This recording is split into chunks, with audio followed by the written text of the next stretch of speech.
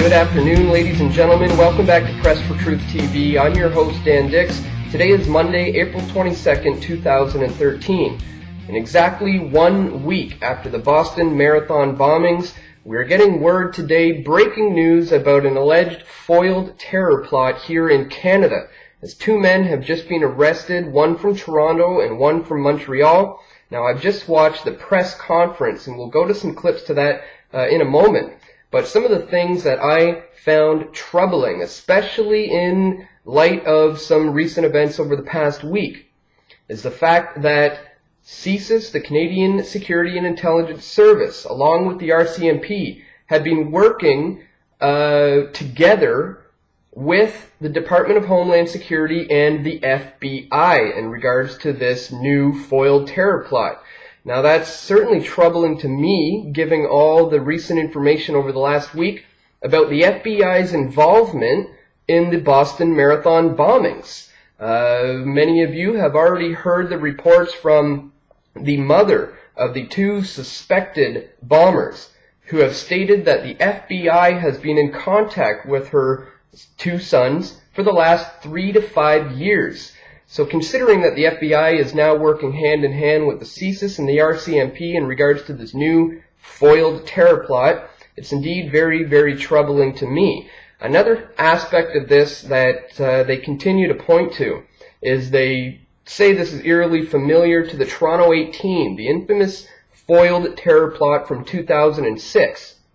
Well, one thing they leave out of the mainstream media reports is the fact that it was a CSIS informant, a man who was hired by the RCMP and CSIS to infiltrate this group. And it was an CSIS informant who was behind the entire thing.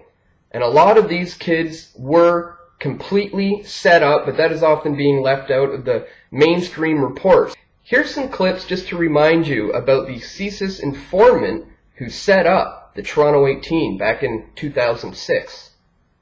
Good evening. We begin with a CBC News exclusive, one that gives a rare and detailed view inside that alleged plot to blow up targets in Canada. Last month, 17 suspects were arrested in Ontario on terrorism-related charges. Tonight, an in-depth interview with a man who says he infiltrated the group that was allegedly behind the plan to bomb sites in Toronto and Ottawa and even behead the Prime Minister. Mubin Sheikh, the Toronto man who infiltrated an alleged terror cell for CSIS and the RCMP, believed Canada faced a grave and immediate threat of bloodshed, which would also have left a permanent stain on the integrity of Canada's Muslim community. He's 29 years old, born in Canada of Indo-Muslim parents, and this week he spoke publicly about his 2-year undercover assignment for the first time. I met with the CSIS guys, and they were very interested in me now. So basically, they put to me the prospect of working with them, giving information on certain people, certain groups, getting close to leaders of certain groups, talking to them, seeing what kind of views they had, and reporting on those views. The former Army cadet and reservist quickly won the confidence of the leaders in an emerging plot that eventually included attacks on prominent Canadians, Parliament, the Toronto Stock Exchange, and the CBC. They eventually asked him to direct a 10-day winter training program in guerrilla tactics in rural Ontario.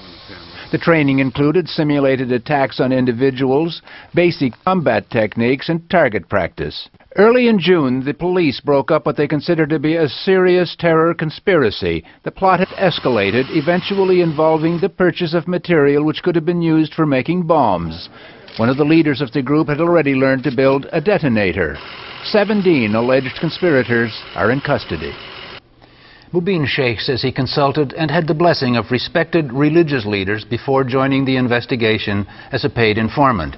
And so now, here we are in the same boat that we were in exactly 7 years ago, and I want to point to you now to some of the very interesting things that I heard in this press conference, which was just given here in Toronto moments ago. Here are some of the clips that I found of interest from today's press conference. Canadian police and intelligence agencies have foiled an attempted terror plot in Canada. Authorities have arrested a number of people in Ontario and in Quebec This was a joint cross-border operation involving the RCMP, CSIS, the FBI, and the U.S. Department of Homeland Security. On April 22nd, after an extensive and complex criminal investigation named Project Smooth, the RCMP arrested and charged 2 individuals for terrorism-related offenses under various sections of the Criminal Code. The RCMP is alleging that Shihab Ezzaghair and Raid Jasser were conspiring to carry out an al-Qaeda-supported attack against a Via passenger train. Had this plot been carried out, it would have resulted in innocent people being killed or seriously injured. I want to reassure our citizens that while the RCMP believed the accused had the capacity and intent to carry out these criminal acts, there was no imminent threat to the general public, rail employees, train passengers, or infrastructure.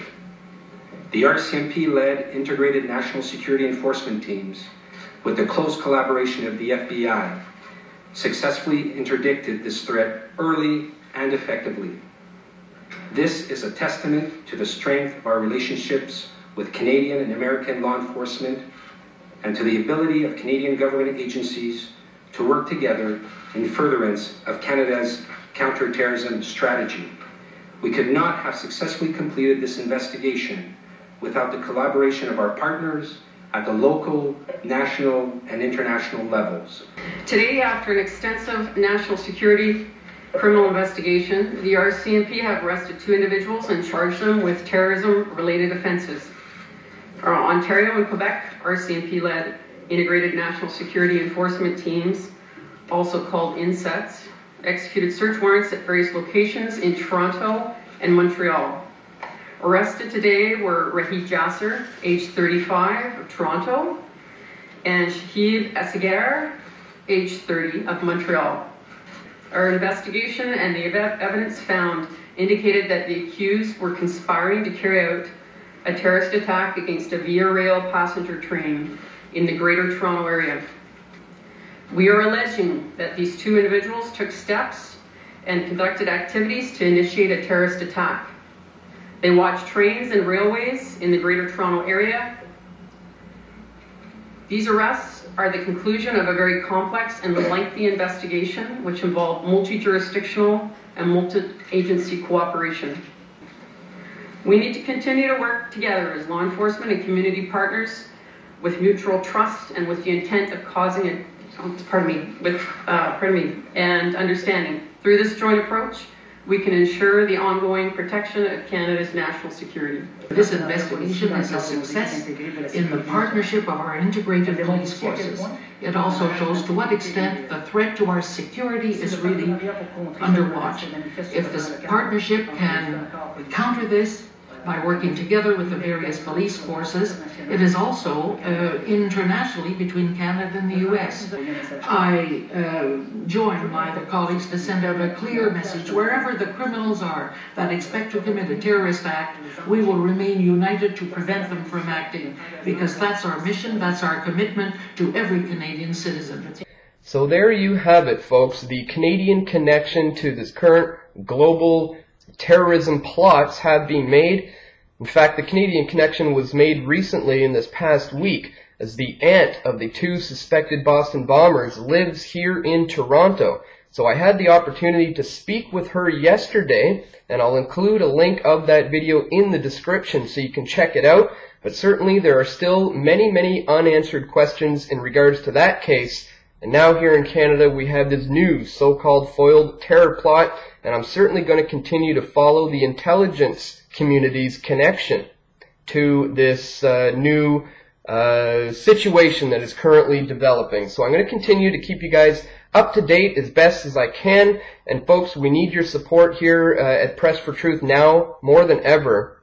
So please check the links in the description to where you can show your support for everything that we are doing here. And that is all for today, folks. I want to thank you for tuning in once again, and I'll see everyone right back here tomorrow at pressfortruth.tv.